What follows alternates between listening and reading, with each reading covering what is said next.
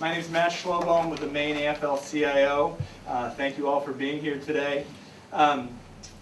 These are tough economic times in Maine. Maine people are struggling. More than 100,000 Mainers are unemployed or underemployed right now. More than 100,000 people. We all know these people. They're our friends, our neighbors, our family. In this rough economy, it's more important than ever that legislators keep working people and jobs as the priority. We are here today, on the first day of the legislative session, to ask legislators and the governor to keep working people at the front of their minds this legislative session and to focus on creating jobs, not attacking working families. Last legislative session, we saw far too many unproductive attacks on the very heart of our economy, Maine workers. Nothing good comes from attacking workers. It doesn't create more jobs. It doesn't lead to more productivity. It doesn't jumpstart our economy. It just takes us in the wrong direction and sets Maine back. Maine people send their representatives here to improve our economy, not to make it harder for working people to make a decent living. We are hopeful that legislators will make working families and jobs the priority this session, but we are very concerned about a number of legislative proposals that would make it harder for working people to make ends meet. Specifically, we are concerned about legislative proposals to gut the workers' compensation system that would harm injured workers, undermine their basic rights, and make it very hard for them to be made whole, LD 1571. We're concerned about proposals to weaken the unemployment system at a time when Maine families need it most, LD 1725. We're concerned about legislation that would undermine workers' organizations and make it more difficult to bargain for a better life, LD 309, and we're concerned about this proposed supplemental budget, which would have a devastating impact on seniors, the sick, the young, working families, and also kill jobs and cost shift onto those with insurance. Good morning, my name is Tim Boynton. I'm a former Teamster. Like far too many people in Maine, I'm currently unemployed. I worked for 37 years in the warehouse at Associated Grocers of Maine. In April of 2011, I was laid off with 139 of my coworkers. I was lucky to be hired on as a peer support worker to assist my coworkers with using the Career Center, filing for unemployment, and using the National Emergency Grant funding for retraining or schooling. But that job ended in December, so now I'm back looking for a job. I'm 55 years old, I'm too young to retire. It's not easy to look for a job that I've had after nearly 40 years, and trying to find a new one is scary. I feel like I've lost everything because everything is connected to working. Your home, retirement, security, your sense of worth, it drags a person down, and it hurts the wallet too. Most of my co-workers no longer have health insurance. One of them had to go to the emergency room and is now looking at thousands of dollars in medical bills. Unemployment benefits have been a godsend to me and the people I worked with that have not been fortunate enough to find another job yet. I honestly have no idea where we'd be without it. I know the governor has talked about wanting to weaken the unemployment system and lower the benefits. I know there's legislation being proposed that would undermine our unemployment system, and I don't get it. That's not what Maine people send their legislators here for. Everyone I know who was laid off wants nothing more than to find a job. That's all we think about day and night. Unemployment benefits are a very meager lifeline that thousands of us in Maine need to stay afloat and get back to work. I ask the legislature and the governor, please do not do anything to weaken unemployment benefits. Focus on jobs, not hurting those without jobs. Thank you.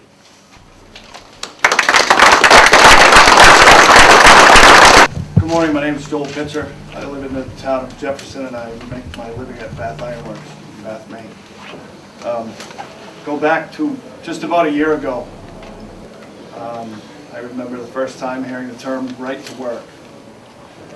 I'd come and go every day to work, not really knowing, hearing the mumblings, right to work. Didn't make much sense to me. Been working at Bath Iron Works for 14 years. Got pretty used to coming and going to a job that I thought was always going to be there. Some of the people that I work with began to talk more about the impact that the so-called right to work legislation might have on my ability to come and go to work at Bath Iron Works. So as I listened and began to do a little research, I became concerned.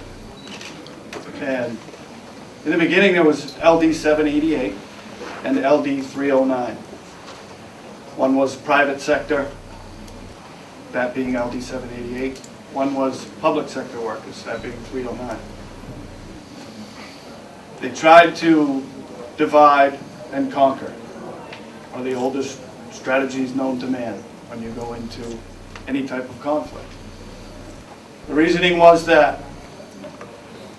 if we could separate the two groups, even though they have the same ideology, one may not end up being there to bat for the other when the chips hit the road.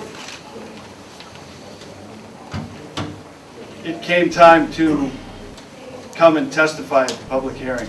That day began with gathering in the Hall of Flags.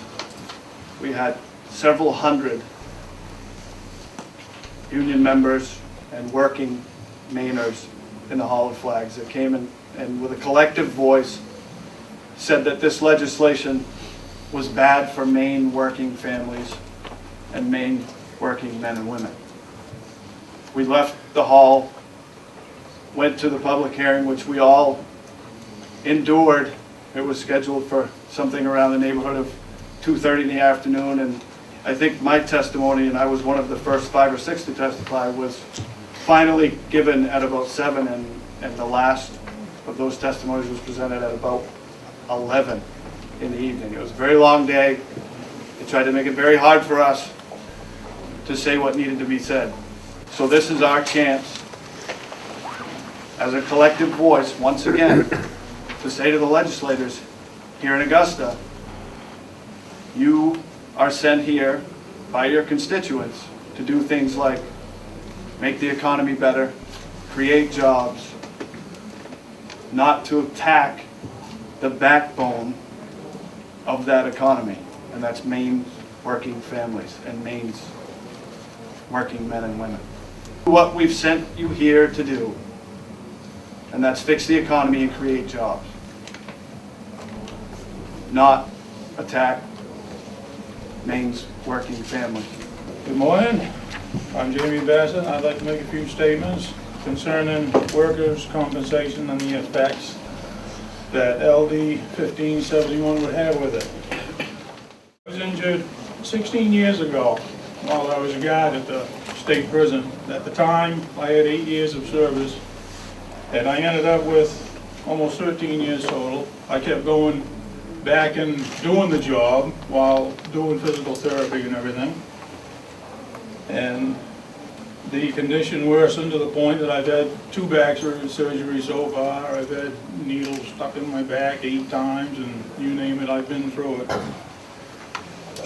Excuse me. But the effects of the injury will never leave me, and I have to live with it every minute of the rest of my life. Recently there were TV ads claiming that workers' comp is working for Maine and the premiums were down. The injured who have to depend on these benefits are not the problem why the budget isn't balanced. This bill certainly isn't going to change that either.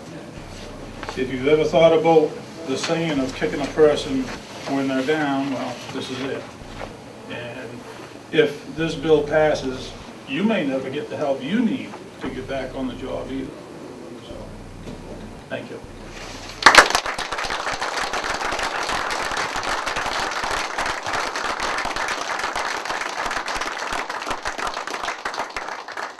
My name is Charlie Urquhart. I'm the state director with Working America.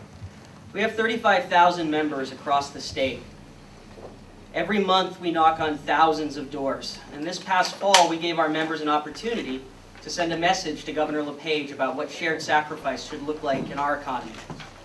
The results are these postcards that we collected door to door throughout Maine, where Mainers sent a message to Governor LePage.